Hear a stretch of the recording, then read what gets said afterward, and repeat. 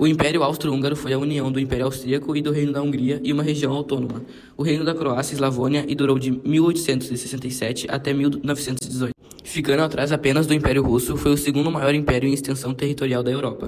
O contexto e os motivos de sua constituição estão ligados às guerras anteriores, quando a Áustria havia perdido a guerra para o Reino de Sardenha, em 1859, que formou posteriormente o Reino da Itália, e a Guerra Austro-Prussiana contra os Estados Alemães, que resultaram em 1871 na formação do Império Alemão sob o comando de Otto von Bismarck.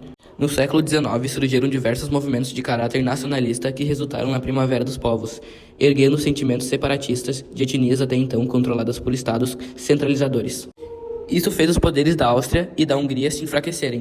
Em 1867, através do compromisso austro-húngaro, as duas monarquias decidiram pela união sob comando da Casa de Habsburgo, através do imperador Francisco José.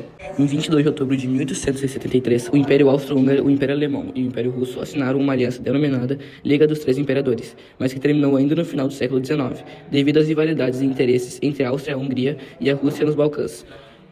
E assim, em 1879, foi firmado um novo acordo apenas com o Império Alemão e o Império Austro-Húngaro, denominado de Aliança Germano-Austríaco. Em 20 de maio de 1882, o Reino da Itália também se aliou, ficando conhecido como a Tríplice Aliança.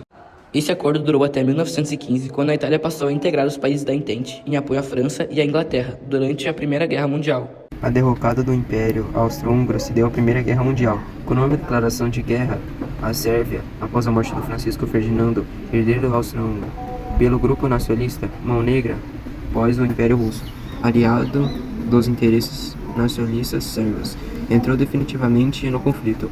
O Império Austro-Húngaro, a essa altura do contexto da guerra, dispunha de um deficiente poder militar e era dependente cada vez mais da força do Império Alemão. Em 1915, quando a Itália rompeu a aliança e os Estados Unidos entraram militarmente no conflito, a Áustria-Hungria tinha poucas forças para continuar.